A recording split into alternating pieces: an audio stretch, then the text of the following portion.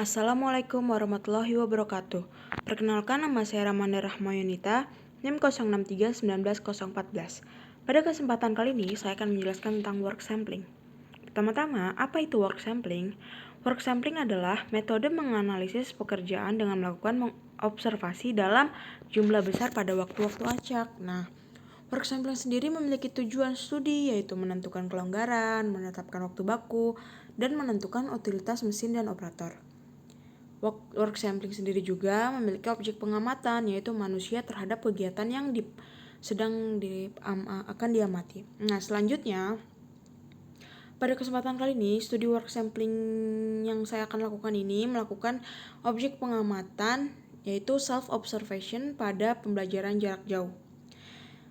Pada pengamatan kali ini, yang melakukan pengamatan saya sendiri, Ramanda, dengan waktu pengamatan yaitu pada hari Senin, tanggal 12 Oktober 2020 pada pukul 7.30 sampai 15.30 dengan waktu kunjungan acak terdapat pada tabel di samping.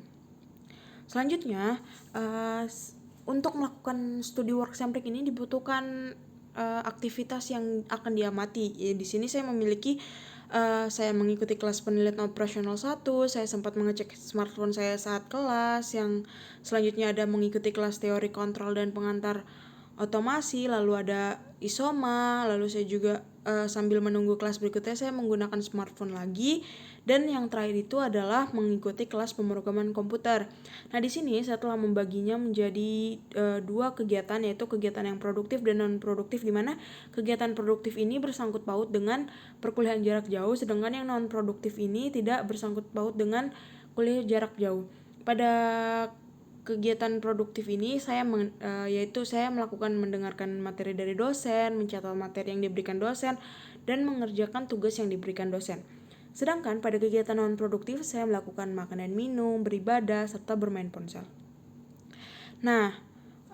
Selanjutnya itu sebelum kita menentukan waktu kunjungan acak, sebelumnya pada work sampling ini dibutuhkan waktu kunjungan acak.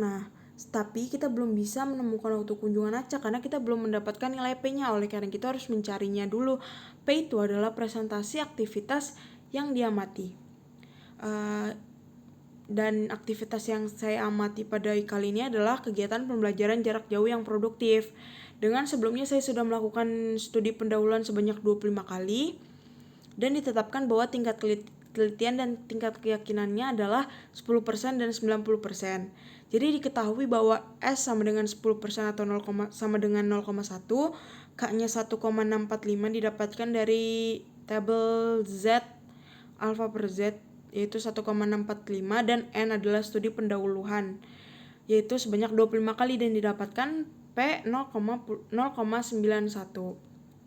Selanjutnya, kita baru bisa menemukan waktu kunjungan acak jikalau kita sudah menekan nilai P. Pada kesempatan kali ini, waktu kunjungan acaknya saya menggunakan aplikasi, yaitu design tools, yaitu saya menggunakan metode yang work sampling karena sebelumnya kita sudah ketahui bahwa probability of machine being down-nya itu adalah kegiatan pembelajaran jarak jauh yang produktif, maka P-nya sama dengan 0,91 dengan level of confidence interval, yaitu atau tingkat kepercayaan sebesar 90%, dan Z value-nya sebanyak 1,65 kali. Dan setelah dimasukkan data-datanya kepada aplikasi ini, kita menemukan bahwa didapatkan jumlah pengamatan yang diperlukan yaitu sebesar 23 kali. Setelah itu kita menggenerate data-data itu agar kita bisa mendapatkan waktu acaknya kapan saja kita melakukan pengamatan. Dengan saya menggunakan pengamatannya dilakukan pada pukul 7.30 sampai 13.50 dengan waktu istirahat pada pukul 11.40 sampai dengan jam 1. Didapatkanlah tabel random time. Di sini kita gunakan waktu ini untuk mengamati sedang apa kita waktu pada saat jam-jam ini. Setelah itu kita buat tabel pengamatan. Setelah kita melakukan pengamatannya pada waktu random yang sebelumnya, kita lakukan pengamatan pada pukul 7.43 kita ngapain? Saya ternyata lagi mendengarkan dosen, lalu sampai sampai waktu random terakhir yaitu 15.18 saya sedang bermain HP, dan didapatkan persen produktifnya itu 85% dan persen non produktifnya ada 15%.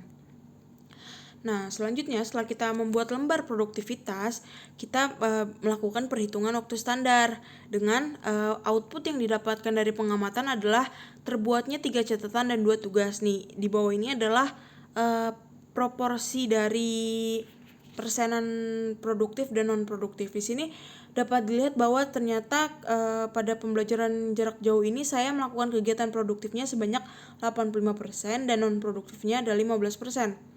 Untuk melakukan perhitungan waktu standar, kita membutuhkan total kegiatan produktif, yaitu didapatkan dari banyaknya kegiatan produktif yang saya lakukan, yaitu 20. Di sini ada salah penulisan, mohon maaf.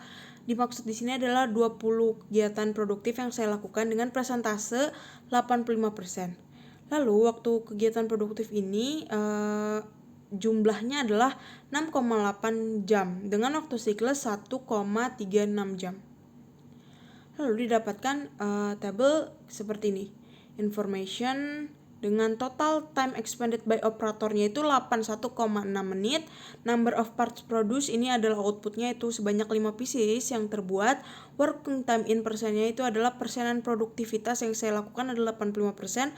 Idle time in persen yaitu waktu non produktif, kegiatan non produktif yang saya lakukan adalah 15%, dengan average performance index yaitu 110%, dan total allowance sebanyak 15%.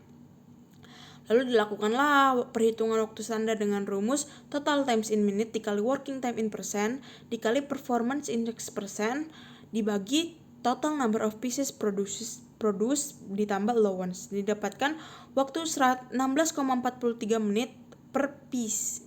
Nah, selanjutnya sampailah kita pada kesimpulan, yaitu dari studi work sampling ini saya bisa mengetahui bahwa dalam proses pembelajaran jarak jauh ini saya lebih banyak melakukan kegiatan yang produktif daripada kegiatan yang non produktif, dengan proporsi 85% kegiatan yang produktif dan 15% yang non produktif. Output yang saya dapatkan dari kegiatan ini adalah terbuatnya 3 catatan dan 2 tugas, yang dimana kelima ini menghasilkan waktu standar sebanyak 16,43 menit per pieces.